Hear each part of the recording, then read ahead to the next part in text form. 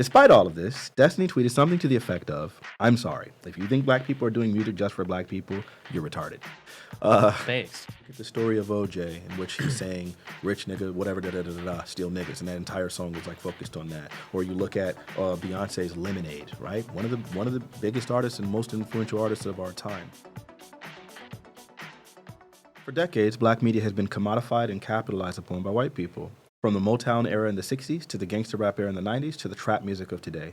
While various artists have had their sound shaped by the record labels that have held the power, this has caused the soul to be sucked out of black music in cases in which artists have capitulated to the power and influence of those who hold their careers in their pocketbooks. Despite all of this, Destiny tweeted something to the effect of, "I'm sorry. If you think black people are doing music just for black people, you're retarded." Based. Yeah, that's I don't not. think that was me, though. I think that was my friend, but I agree wholeheartedly with what he said. Oh, maybe you just retweeted it? Maybe. Okay. All right. So I compiled a few examples of black artists who are intentionally doing artists for specifically for black whatever. Now, obviously, you recognize that music is going to be consumed in a broader level. You can't really control like who's going to consume your music in that way. And this is obviously exemplified in things like, for example, Fubu, which it was literally the creator designed it. It was the name of it was For Us by Us. So the entire team, the entire like design, the entire like everything behind this brand were black people, and it was specifically intended for black people. But if you want something to be available, you have to put it on the market, and upon doing so, everybody else, because they love us but they hate us, decided to start participating in this thing. And I think that like pretty much exemplifies that even if you do have the intention of something being consumed, something specifically for your culture, something personal, if other people get their hands on it, they're likely to consume it. And sometimes those things can be, it's impossible for that not to happen. If I'm going to make it like broadly available to black people, then I'm just going to also be broadly available to white people, unless I have insane amounts of wealth in which I can pay individual distributors to like card check people and ensure like it gets Yeah, ridiculous. which I don't even think is legal, so yeah. Yeah. Probably not. Yeah. Yeah, that'd be discrimination for sure, racial discrimination. Yeah. All right. So, D'Angelo, he's like a really influential black musician from the 90s. He was like, R&B, and like this is when like the neo soul movement was really picking up, and people started branding him as like the face of neo soul. And he said specifically, I never claimed to do neo soul. He said, when I first came out, I said I do black music, right? And he distanced himself from the neo soul thing, but his entire intention was to do black music. And then he took a really big break from the music industry, and then he came back with an album called Black Messiah, in which it was intentionally not like very pop-ish. It was very, very like black. That was his goal. DJ Quick, he released an album very recently, and he said, "This music is for black people. This is black music. This is soul music, R&B, hip hop with some funny lyrics. It ain't all heavy and weighty. We need music. We need more black music. I hope more people follow me and do music again." Then you have obviously Kendrick Lamar's "To Pimp a Butterfly" album, which I don't have to go through. Actually, I'll read this. I had it prepared. Just this one bar from one of his songs, "Black of the Berry." He says, "Been feeling this way since I was 16. Came to my senses. You never liked us anyway. F your friendship. I meant it. I'm African American. I'm African. I'm black as a moon. Heritage of a small village. Pardon my residence. Came from the bottom of mankind. My hair is nappy. My dick is big. My nose is round and wide. You hate me, don't you? You hate my people. Your plan is to terminate my culture. You're effing evil. I want you to recognize that I'm a proud monkey. You vandalize my perception, but can't take style from me." So when you look at something like that, right, from Kendrick Lamar, who's a really, really big artist, like, I think it's almost ridiculous to say that he didn't have a specific intended audience for his music. Now, obviously, when you start signing a label, in the vast majority of these cases, are not going to be specifically, they're in the vast majority of cases not owned by black people. And even if you're signed to a label that's owned by black people, it's going to be an independent label, and that independent label is going to there's going to be a structure in which ultimately distribution or something else is going to be through some of the largest labels, right? The big three. And those are all exclusively white people. So no matter what, it's almost impossible to do music on a grander scale, on a large scale like this, and it not eventually get to a point where there is some sort of white person that has some sort of power or influence over the music. Do you think that's a fair thing to say? that it's impossible to just make music and only deliver it to a certain audience? No. It's impossible to do music on that scale, on a really large Yeah, scale. and just deliver it to a certain audience. No. To a certain audience, and it not eventually have some sort of where eventually there will be some white person that has some sort of power and influence over your music.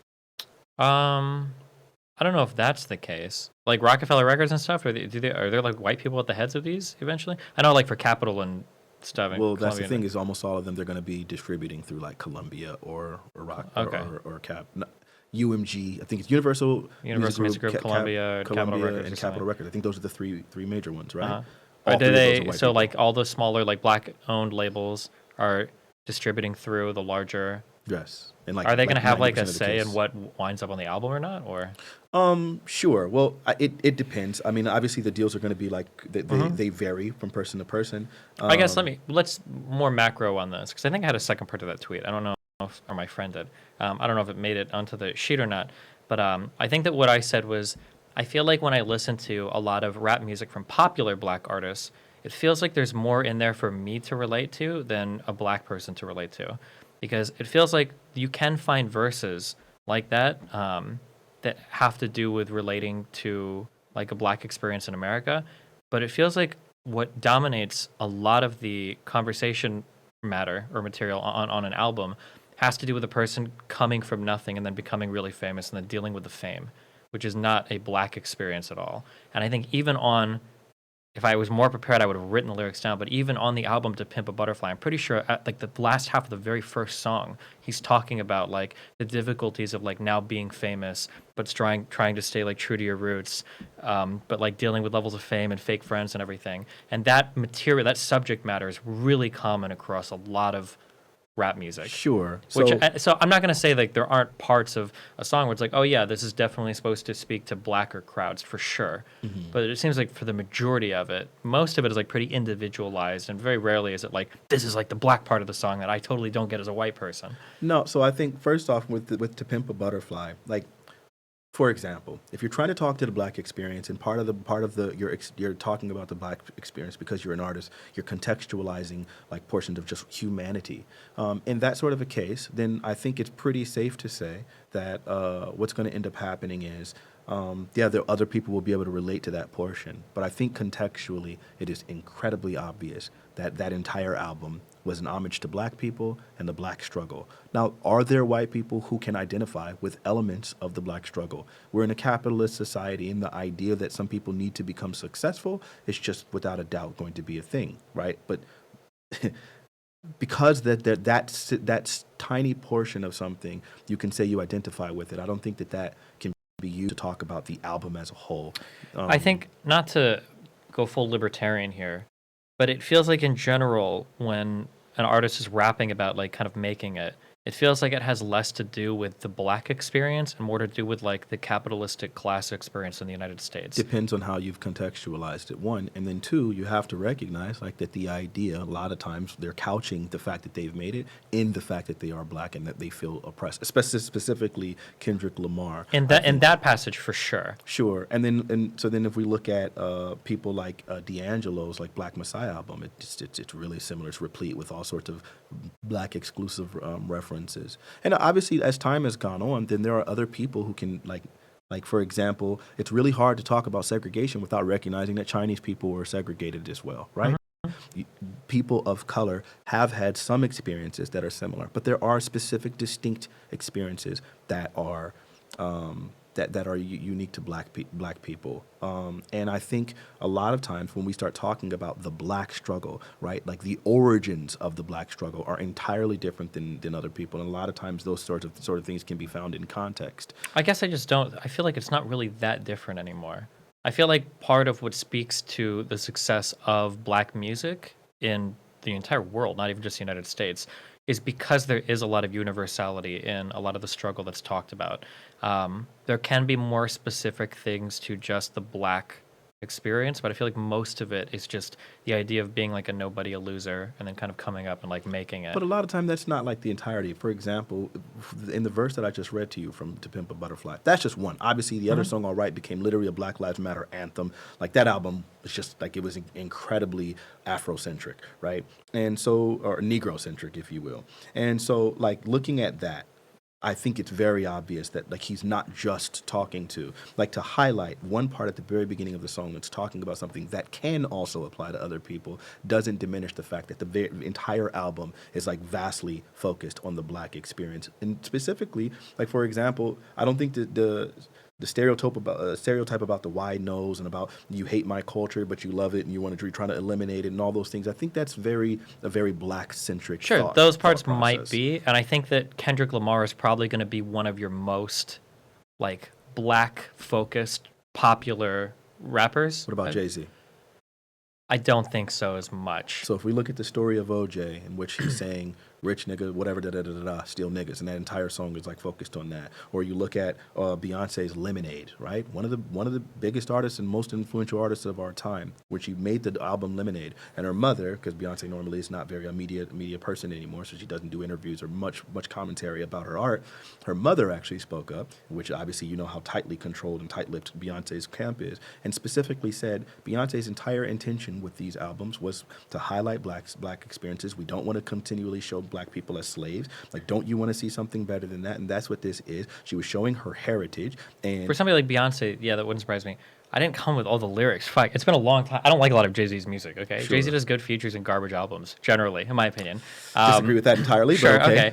It's been a long time since I've listened through Jay-Z albums, but I feel like it's been so long. In my mind, a lot of Jay-Z's lyrical content occupied similar areas as like Dr. Dre, where a lot of it was literally just like, I've made it, I'm big, here are my struggles, like, and then this is kind of like me as like a larger than life figure.